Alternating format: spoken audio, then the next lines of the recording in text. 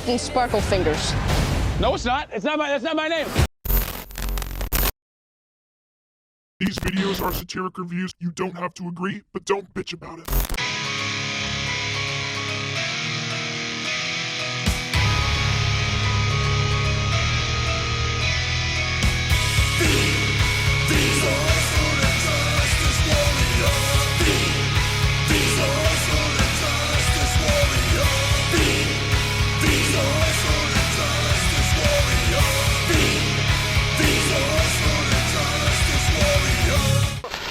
I hate this channel.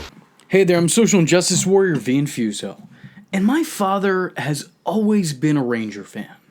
As a matter of fact, the footage that I'm showing you right now is of his man cave. Not sexually. He's always been a huge Ranger fan, and yet, as a child, I distinctly recall him time and time again shouting at the TV for them to shoot the fucking puck! And on his free time, trash-talking the roster they had at the time. This caused me to ask my father, how do you like the Rangers so much if you actively hate them? To which he shrugged and said, they're my team. Maybe it's because I'm not really into sports, but I never really understood that mentality. That is until DC started making movies. DC has always been my favorite group of superheroes. I mean, they got Batman, and Nightwing, and Robin, and Batman. But when it comes to the most recent DC movies and their cinematic universe, I loathe them. Hate them. Can't stand them. Don't want to see them. I do it anyway, but I don't want to. Not only do they tarnish their own source material terribly, they butcher them. Terrible. Botch job. But they don't even work as movies in their own merit. I can sit here and write a list about all the things that don't work in the DCEU. And you know what? I can make a whole video series on it. And I intend to. Not to mention the franchise's hemorrhaging actors, bleeding out the core of what makes up this poorly established universe that they've created. And yet, I still see the vast majority of these movies when they come out because DC is my team. And my team sucks. However, the newest movie in the long line of cringe-inducing shitfests was surprisingly really good. And I was shockingly hyped to see this movie considering all I'd heard about it. You know, with it taking inspiration from Big and doing it a lot more clever than another movie currently out that took inspiration from that very same movie. I'm sorry, why would you do it? That's just, no. No. And also because the coming attractions looked good. That being said, I wasn't expecting a cinematic masterpiece, but I was expecting a good movie, you know, at least for DC standards, for how low they stooped.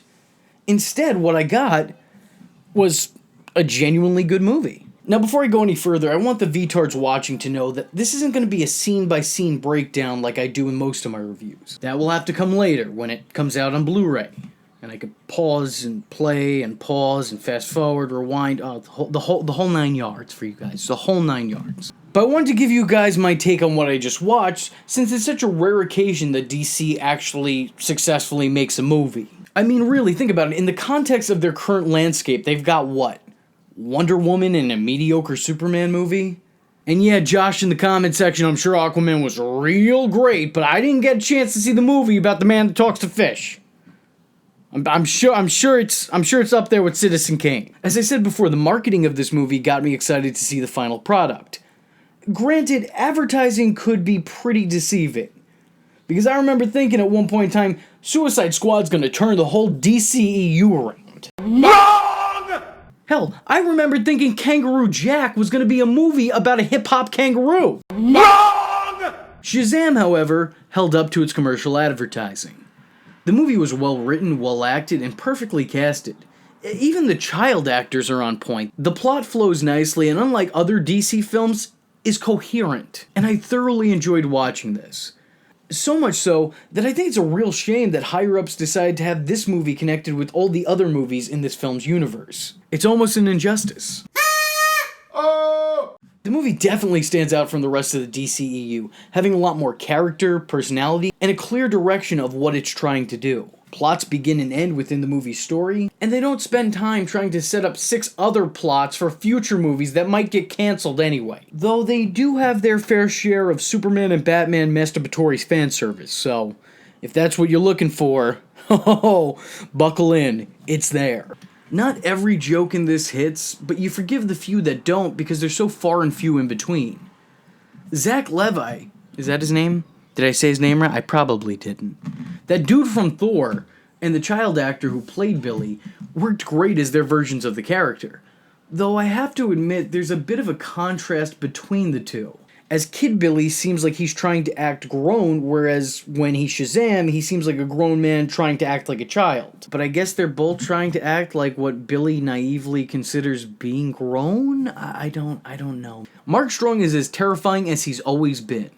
At this point in time, I think this is his third go-around as a supervillain, playing the antagonist in Kick-Ass, and also Sinestro in DC's Green Lantern, where he was notably the one part of that movie that didn't suck. And truthfully speaking, who could blame him for turning out the way he did when Lionel Luthor is his father? I really like that they created him in such a way that you understand his motivation, can sympathize with his character, but not necessarily side with him. The kid from It who plays Billy's disabled foster brother was probably the highlight of this movie. The climax in this movie was really different from other superhero movies, and actually pretty entertaining. And the ending is hilariously wholesome.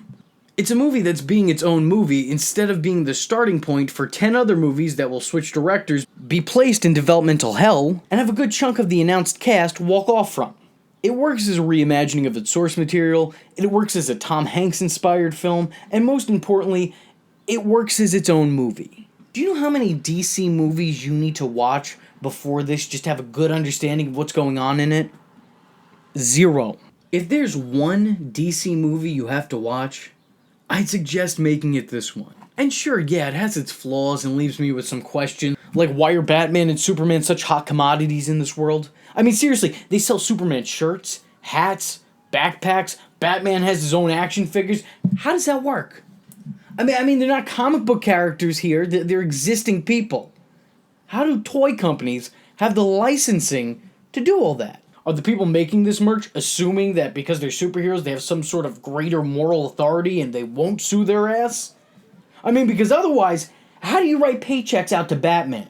How would he even get in the bank to cash it? Last time I checked, people aren't exactly thrilled when they see a man in a mask enter a bank. Not that I know from experience, I'm just taking an educated guess. Just gives off the wrong impression, that's all I'm saying. Not that Batman would need it, as his superpower is being rich and a lack of much needed therapy, obviously. I don't know. I don't know. These are the things I think about. Anyway, Shazam was a pretty damn good movie. And at the end of the day, I think it goes to prove that audiences aren't impressed by name value anymore. I mean, think about it. Back in the day, Superman and Batman movies would make money simply because they were Superman and Batman movies. I should know because I'm a big part of that problem. You put Batman on anything, and there's like a 95% chance I'll buy it. I literally just bought Batman vs. Dracula the other day, and my first thought upon seeing that was, wow, that's really stupid. Yet I purchased it! I have less money in my pocket because I saw it. Anyway, my point is that the bigger names aren't enough to persuade an audience to see your work or to enjoy the product. How many people are really Shazam fans?